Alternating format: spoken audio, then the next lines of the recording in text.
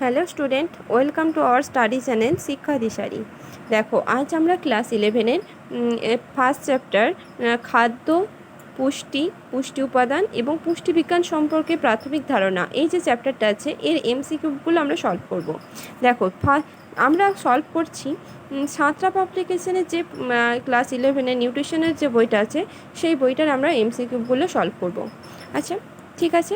তো দেখো, প্রথম কোশ্চেন, পুষ্টিবিজ্ঞান হলো, চারটা অপশান আছে। দেখো, রোগ সংক্রান্ত বিজ্ঞান, শক্তি সংক্রান্ত বিজ্ঞান, খাদ্য সংক্রান্ত বিজ্ঞান, জীবন সংক্রান্ত বিজ্ঞান। তো অ্যান্সার কোনটা হবে? পুষ্টিবিজ্ঞান হলো খাদ্য সংক্রান্ত বিজ্ঞান। শিশুর একটি সুষম খাদ্য কি? দেখো, শিশুর সুষম খাদ্য কোনটা? গরুর দুধ, মাতৃস্তন্য দুধ, ফর্মুলা মিল্ক না দুধ আর জলের মিশ্রণ? কোনটা হবে? শিশুর সুষম খাদ্য সবসময় হবে মাতৃস্তন্য দুধ। তারপরে দেখো, তারপরের কোশ্চেন, সুষম খাদ্যে কার্বোহাইড্রেট থেকে ক্যালোরি আসবে কত?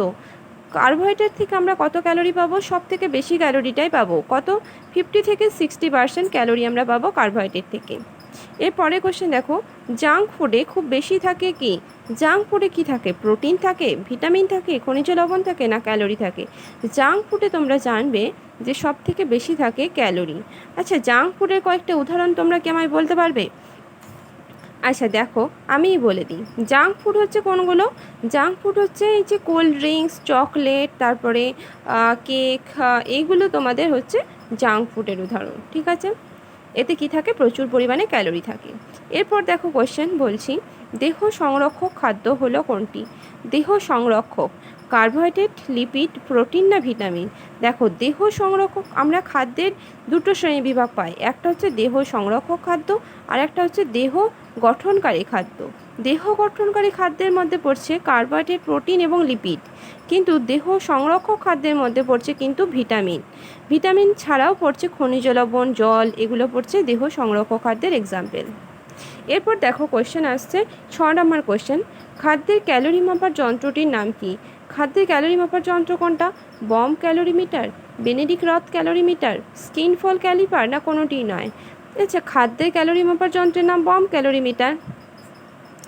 এই যে স্কিনফল ক্যালোরিমিটার আছে না, এখানে স্কিনফল ক্যালিপারের সাহায্যে, স্কিনফল ক্যালিপার এটার সাহায্যে কি করা হয়? আমাদের যে ত্বকের যে ভাঁজ সেটাকে নির্ণয় করা হয়, পরিমাপ করা হয়। ত্বকের ভাঁজ পরিমাপ করার যন্ত্রটির নাম হচ্ছে কি? এই স্কিনফল ক্যালিপার।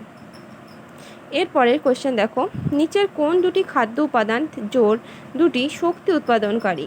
শক্তি উৎপাদনকারী খাদ্য কোনটা? কার্বোহাইড্রেট ও স্নেহ পদার্থ, প্রোটিন ও খনিজ পদার্থ, ভিটামিন ও খনিজ লবণ না জল ও রাফেজ? আচ্ছা, এর মধ্যে দেখো, কার্বোহাইড্রেট থেকে আমরা ক্যালোরি পাই 4.1 কিলো ক্যালোরি, স্নেহ পদার্থ থেকে কত পাই? 9.3 কিলো ক্যালোরি, প্রোটিন থেকে পাই 4.1 বা 2 সামথিং, এবং খনিজ পদার্থ থেকে কিন্তু আমরা কোনো ক্যালোরি পাই না। ভিটামিন থেকেও আমরা কোনো ক্যালোরি পাই না, জল থেকেও কোনো ক্যালোরি পাই না, রাফেজ থেকেও কোনো ক্যালোরি পাই না। তাহলে অপশান কোনটা হবে? দেখো, কার্বোহাইড্রেট এবং স্নেহ পদার্থ দুটো থেকেই ক্যালোরি পাচ্ছি, তাই অপশান আমরা এটাকেই নেব। ওকে, এরপর দেখো 8 নম্বর কোয়েশ্চেন, দেহ নির্মাণের কাজ করছে কোনটা? কার্বোহাইড্রেট, প্রোটিন, ভিটামিন না ফ্যাট? দেখো, আমি আগেই বললাম যে দেহ নির্মাণের কাজ করে কার্বোহাইড্রেট, প্রোটিন, ফ্যাট তিনজনেই, কিন্তু যদি আমাদের তিনটের মধ্যে যে কোনো একটাকে নিতে হয় তাহলে আমরা ফার্স্ট অপশন নেব প্রোটিন, কারণ প্রোটিনটাই আমাদের মূল দেহ নির্মাণের কাজ করে। এরপর দেখো 9 নম্বর কোশ্চেন, জ্বালানি খাদ্য বলা হয় নিচের যে গ্রুপের খাদ্য উপাদানকে? তা হলো, জ্বালানি খাদ্য বলা হয় কাকে? দেখো, প্রোটিন ও খনিজ পদার্থ, কার্বোহাইড্রেট ও স্নেহ পদার্থ, ভিটামিন ও খনিজ লবণ, জল ও রাফেজ? আচ্ছা, জ্বালানি খাদ্য বলা হচ্ছে কার্বোহাইড্রেট এবং স্নেহ পদার্থ, কারণ দুটো থেকেই আমরা ক্যালোরি পাচ্ছি, তাই আমরা অপশান বিটাকে নেব। কিন্তু দেখো, প্রোটিন থেকে আমরা ক্যালোরি পাই, অপশান এতে কি আছে? প্রোটিন, কিন্তু খনিজ পদার্থ থেকে তো আমরা কোনো ক্যালোরি পাই না, তাই এটা কিন্তু নেওয়া হবে না। এরপর দেখো, এখানে ভিটামিন, খনিজ লবণ দুটো থেকেই কোনো ক্যালোরি পায় না, তাই এটাও বাদ চলে গেল। এরপর নাম্বার আছে কি? জল এবং রাফেজ। আচ্ছা, রাফেজটা কি? রাফেজটা হলো তন্তু, মানে খাদ্য তন্তু। আচ্ছা, খাদ্য তন্তু কোনগুলো? এই যে শাক সবজি থেকে বা ফলের খোসা, এগুলো থেকে আমরা যেটা পাই, যেমন সেলুলোজ, মিউসিলেজ, এগুলো হচ্ছে আমাদের খাদ্যতন্তু। আর জলও কি? জল থেকেও আমরা কোনো ক্যালোরি পাই না, তাহলে অপশান আমাদের কোনটা হয়ে গেল অ্যান্সার? কার্বোহাইড্রেট এবং স্নেহ পদার্থ, অপশান বি। এরপর দেখো আসছে নেক্সট কোশ্চেন, 10 নম্বর কোশ্চেন, 10 নম্বর কোশ্চেন কি আছে দেখো, দেহ সংরক্ষক খাদ্যের উদাহরণ কোনটা? দেহ সংরক্ষক খাদ্য কোনটা? ছানা। ছানা কি আমাদের কোনো ছানা তো আমাদের খাদ্যের নাম, খাদ্য উপাদান তো নয়। এরপর দেখো আসছে ভিটামিন, খনিজ লবণ ও জল, শাকসবজি না কোনোটি নয়। এই যে ছানা আর শাকসবজি এগুলো তো খাদ্যের নাম, কিন্তু খাদ্য উপাদান তো নয়। খাদ্য উপাদান কোনটা? ভিটামিন, খনিজ লবণ এবং জল, এই তিনটি হচ্ছে আমাদের দেহ সংরক্ষক খাদ্য। কোন খাদ্যটি আদর্শ খাদ্য? আদর্শ খাদ্য কোনটা? দুধ, চাউমিন, চিনি না পাস্তা? দেখো আদর্শ খাদ্যের অপশানের মধ্যে থেকে দুধটাই আমাদের একমাত্র চোখে পড়ার মতো, কারণ চাউমিন আমাদের একটা ফাস্ট ফুডের মধ্যে পড়ছে এবং এটা হেলথের পক্ষে খুবই ক্ষতিকর। চিনিটাও কিন্তু খুবই ক্ষতিকর, চিনি আমাদের শরীরের পক্ষে বেশি পরিমাণে খেলে আমাদের শরীরে ক্ষতি করে। এছাড়া আসছে পাস্তাটাও কিন্তু সেটা আমাদের ফাস্ট ফুডের মতনই মধ্যে অনেকটা পড়ছে। এরপর দেখো 12 নম্বর কোশ্চেন, সুস্বাস্থ্যের মূল চাবিকাঠি হলো সুষম খাদ্য ও ব্যায়াম, সুষম খাদ্য ও আরাম, আধুনিক খাদ্যাভ্যাস ও ব্যায়াম, স্বল্প খাদ্য গ্রহণ ও ব্যায়াম। কোনটা হবে? সুস্বাস্থ্য মানে কি? স্বাস্থ্য ভালো রাখতে হবে।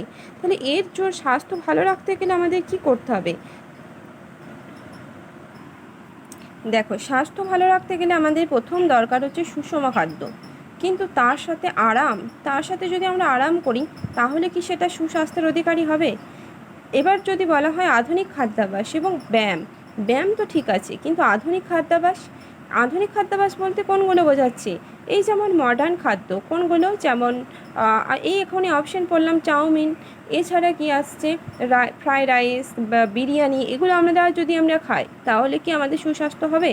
এর ছাড়া আছে স্বল্প খাদ্য গ্রহণ এবং ব্যায়াম তো ঠিক আছে, কিন্তু খাদ্যটাও যদি আমরা অল্প করে খাই তাহলে কি সুস্বাস্থ্য হবে? না, কখনো হবে না। তাই আমাদের প্রথম অপশানটাই আমাদের নিতে হবে, সুষম খাদ্য এবং ব্যায়াম। তাহলে খাদ্যটা যেমন সুষম খেতে হবে, তার সাথে প্রতিদিন এক্সারসাইজ করতে হবে, তবেই আমাদের সুস্বাস্থ্য বজায় থাকবে। এরপর দেখো আসছে 13 নাম্বার কোয়েশ্চেন, ভগ্ন স্বাস্থ্যের অন্যতম কারণ কি? ভগ্ন স্বাস্থ্য মানে কি? স্বাস্থ্য ভেঙে গেছে। সুস্বাস্থ্য মানে কি ছিল? স্বাস্থ্য খুব ভালো থাকলো। এরপর আসছে ভগ্ন স্বাস্থ্য মানে কি? স্বাস্থ্য যার খারাপ, সেটা কারণ কি? দেখো সঠিক খাদ্য গ্রহণ।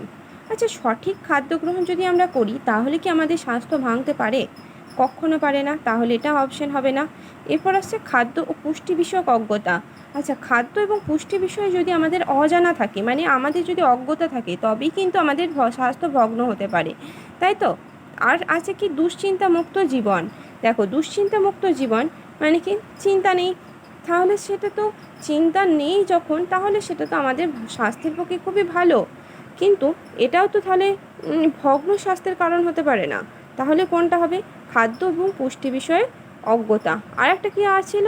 সময় অনুবর্তিতা মানে কি? সময় সম্পর্কে জ্ঞান, মানে সময়ে ঠিকঠাক খাওয়া দাওয়া করা, এগুলোকে বোঝাচ্ছে। আচ্ছা, যদি আমরা সময়ে ঠিকঠাক খাই তাহলে কি আমাদের ভগ্ন স্বাস্থ্য হবে? তাহলে তো আমরা সুস্বাস্থ্যের অধিকারী হব, তাহলে তো ভগ্ন স্বাস্থ্যের অধিকারী হব না।